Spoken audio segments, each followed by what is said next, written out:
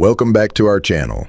If you want to deeply understand how global economy and politics intertwine without getting lost in the noise, you've come to the right place. Before we dive into today's deep dive, please take a quick moment to subscribe, hit the like button, and share this video with anyone interested in global market trends. Your support helps us keep creating high-quality, insightful content. Now, let's get started. What does the U.S. Congress's legislative response actually mean? When does the U.S. pass laws, and when does it opt for diplomacy and negotiation? Hello, everyone. In our last session, we looked into the oversight mechanisms used by the U.S. Congress, namely congressional hearings, investigative reports, joint letters from lawmakers, budget controls, and GAO Government Accountability Office investigations. Today, we are going to analyze a question that many of you are most curious about. It is about this specific phrase. The U.S. Congress has signaled a legislative response. What exactly does this expression mean in American politics? Many people tend to think of it in only two binary ways. Either they are going to pass a bill right away, or it's just political bluffing and nothing will actually happen. However, the actual operation of the U.S. Congress is far more complex. What is a legislative response in the U.S. Congress? In the U.S. Congress, a legislative response literally means reviewing the possibility of responding through legislation.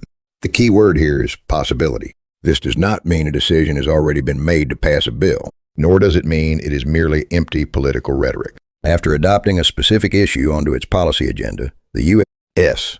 Congress conducts investigations and oversight. If it deems necessary, it can then push for statutory amendments or entirely new legislation. Why doesn't the U.S.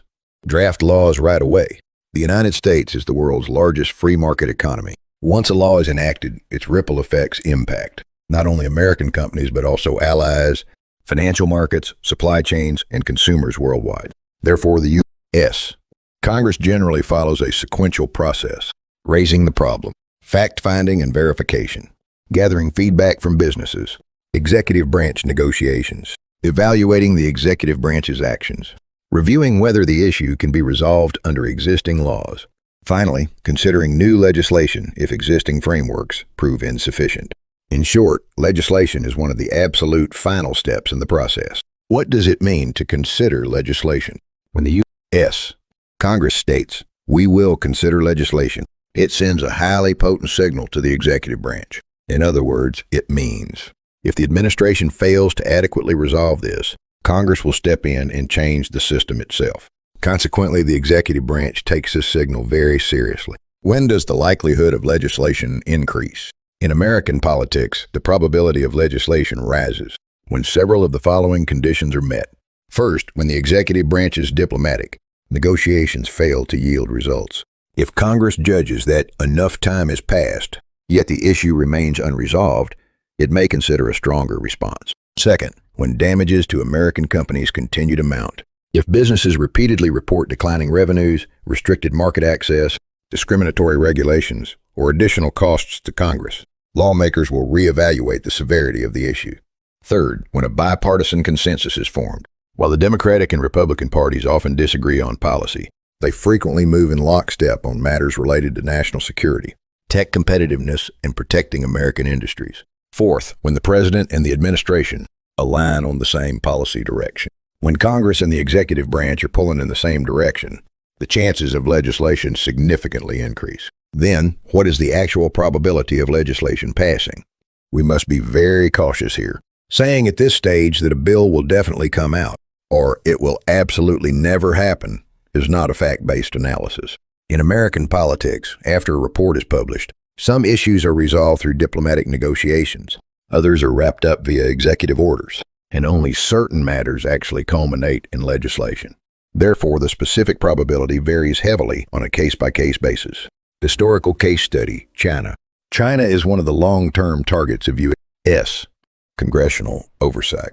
In the early stages, a series of hearings and reports took place. This was followed by USTR Office of the U.S. Trade Representative investigations and administrative negotiations. Trade measures were then progressively tightened over intellectual property rights and forced technology transfers. Throughout this process, statutory Amendments and executive actions went hand in hand. This serves as a prime example, where a report did not immediately trigger drastic measures, but rather policy evolved through years of oversight and negotiation. Historical case study, the EU. Discussions with the European Union have centered around digital regulations, platform policies, and antitrust competition laws. The U.S. Congress raised issues through reports and hearings, and the administration carried out negotiations. A significant number of issues were adjusted through these talks, while some remain under discussion to this day. This case highlights that even with allies, the U.S. often prioritizes negotiations and phased responses over immediate legislation. Historical case study, Japan. During the 1980s and 1990s, the U.S. and Japan experienced intense trade frictions in the automotive and semiconductor sectors. Back then, the U.S. Congress repeatedly flagged issues through hearings and investigative reports. The administration engaged in long-term negotiations with Japan, leading to market openings and voluntary restraint agreements in certain sectors. Trade pressure was also applied in parallel when necessary. This, too, was a clear example of a step-by-step approach investigation, negotiation, and additional measures if required. The generally expected procedure moving forward. If the U.S. Congress continues to view a specific trade issue as critical, the following roadmap typically unfolds. Step 1. Gathering additional data and feedback from corporations. Step 2. Holding further committee-level reports or public hearings. Step 3. Demanding that the administration consistently report on negotiation, progress, and investigation findings. Step 4. If the administration's response is deemed insufficient, Congress may review supplementing the existing system or introducing new legislation. Step 5. If legislation is officially pursued, it must clear multiple institutional hurdles, including standing committee reviews, deliberations in both the House and Senate, and the president's signature. Thus, a legislative response is not a one-off announcement, but a journey through multiple institutional phases. Key takeaways from today's session: a legislative response from the U.S.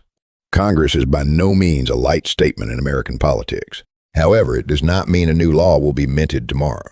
To be more precise, it signifies that Congress has begun to actively manage the issue as a top policy priority.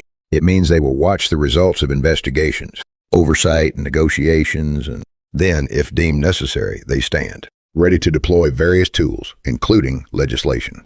In our next and final session, we will conduct an in-depth analysis based on historical precedents to see what kind of economic and diplomatic ripple effects typically occur when U.S. trade measures or legislation actually come into effect. That's it for today's analysis. We hope this sheds some light on how the U.S. legislative system actually impacts global markets. If you found this breakdown helpful, please don't forget to give this video a thumbs up, subscribe to the channel, and turn on notifications so you never miss our upcoming deep dives.